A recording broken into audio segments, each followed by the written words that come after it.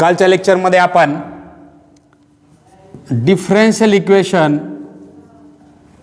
From LS HM, that equation was d2x upon dt square plus omega square into x is equal to 0. बघा हे differential equation आहे, linear simple harmonic motion पासून आपण मिळवतो. आता या डिफरेंशियल इक्वेशन पासून आपण ॲक्सेलरेशन, व्हेलॉसिटी आणि डिस्प्लेसमेंट मिळवणार आहोत. Now the acceleration, velocity and displacement from the differential equation, how to obtain acceleration, velocity, displacement from the differential equation. So given differential equation is d2x upon dt square plus omega square into x is equal to 0. So this d2x divided by dt square is equal to minus omega square into x, but this d2x upon dt square, but d2x upon dt square is nothing but acceleration, because of acceleration defined as rate of change of velocity with time and velocity defined as rate of change of displacement with time, means double order derivative of displacement is nothing but acceleration. That is acceleration is equal to minus omega square into x, This is formula for the acceleration. While considering oscillation, we have the positions. That positions are mean position, that is O, and two extreme position A and B. These are the extreme positions. Now this is the acceleration, that is acceleration is equal to minus omega square into x. This is general formula for the acceleration. Now from the acceleration, how we can obtain the velocity? आता velocity कशी तयार होते बघा acceleration पासून. Acceleration, that is acceleration is equal to minus omega square into x. Acceleration defined as d2x upon dt square is equal to minus omega square into x. आता या d2x upon dt square ची arrangement proper करून घ्या. Arrangement करत असताना बघा मी याला असं लिहू शकतो dv upon dx into dx upon dt is equal to a. Rate of change of velocity with time called as acceleration. dx न मल्टिप्लाय करा, dx न डिवाइड करा, dx dx कटणार, शेवटी dy by dt राहणार. म्हणजे ॲक्सेलरेशनच्या डेफिनेशनमध्ये dv upon dt is equal to a मध्ये काही फरक पडणार नाही. But dx upon dt is nothing but v. So v into dv upon dx is equal to a. आता ॲक्सेलरेशन या ठिकाणी दिसतं आपल्याला. ॲक्सेलरेशन ठिकाणी काय रिप्लेस करा? v into dv upon dx replace करा. बघा v into dv upon dx is equal to minus omega square root x. Now change the variable, that is v dv is equal to minus omega square x dx. On integrating, दोन्ही sides integrate करा. On integrating, taking integration on both sides. Integration v dv is equal to integration minus omega square into x dx. Now see here, omega square is a constant term which is take outside the integration.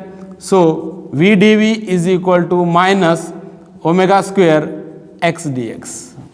Now use the formula as integration x to the power n dx, which can be written as x to the power n plus 1 divided by n plus 1.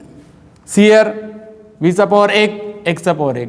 Integrate केल्यानंतर याचा होणार v चा square divided by 2 is equal to minus omega square here x square upon 2 plus constant of integration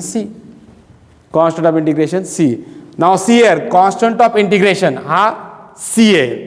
आता ज्यावेळेस आपण या ठिकाणी ऑसिलेशनचा विचार करतो, ऑसिलेशनचा विचार करत असताना एक्स्ट्रीम पोझिशनला ज्यावेळेस आपण जातो, एक्स्ट्रीम पोझिशनला व्हेलॉसिटीची व्हॅल्यू 0 असते.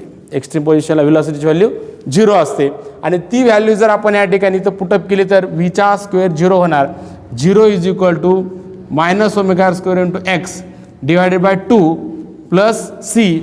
आणि या ठिकाणी परत एक चेंज होणार, जसं एक्स्ट्रीम पोझिशनला व्हेलॉसिटीची व्हॅल्यू 0 तसा एक्स्ट्रीम पोझिशनला डिस्प्लेसमेंट होतो प्लस ऑर मायनस ए. म्हणजे या ठिकाणी इथं काय येणार, ए येणार. सो सीची व्हॅल्यू किती येईल बघा या ठिकाणी, सी इज इक्वल टू मायनसचा प्लस होणार, सीची व्हॅल्यू होणार या ठिकाणी half omega square A square because of here is the X square, omega square x square. So C is equal to half omega square x square. आता परत या ठिकाणी सीची व्हॅल्यू आपण इथे रिप्लेस करूया. रिप्लेस करून काय होतं बघा, रिप्लेस करून घ्या सीची व्हॅल्यू, रिप्लेस करा बघा.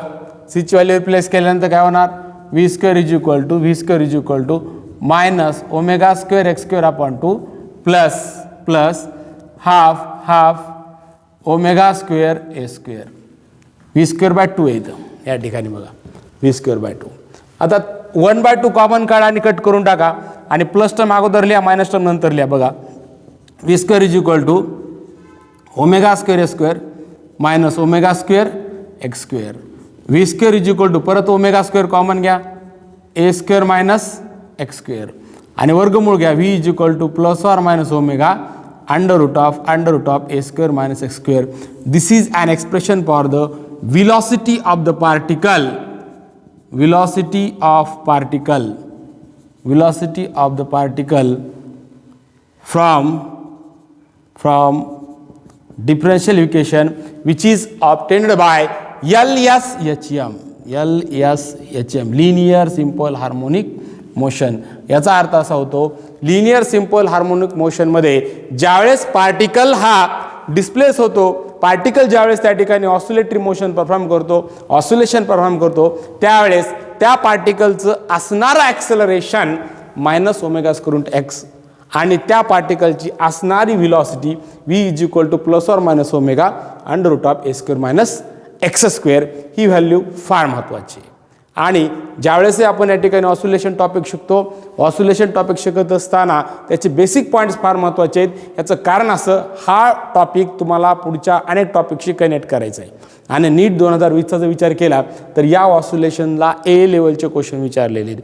याचा अर्थ बेसिक टॉपिक आहे आणि या टॉपिकचे फक्त तुम्हाला फॉर्म्युले चांगल्या पद्धतीने प्रिपेअर करायचे आहेत. जेवढे तुम्ही फॉर्म्युले चांगले परफेक्ट करणार, जेवढा तुम्ही त्या ठिकाणी फॉर्म्युल्याचा डेप्थमध्ये जाऊन अभ्यास करणार, तेवढा तुमची ॲक्युरेसी वाढणार, तेवढं तुमचा कॅल्क्युलेशनचा रेट वाढणार आणि फिजिक्स विषयामध्ये तुम्हाला कॉन्फिडन्स मिळणार. आणि मग या ठिकाणी जर अशा पद्धतीने तुम्ही फॉर्म्युले तयार करत गेलात, या फॉर्म्युलेला मॉडिफाईड करत गेलात तर त्या ठिकाणी फिजिक्स विषय तुम्हाला विषय वाटणार नाही, त्यामध्ये तुम्हाला आवड निर्माण होईल.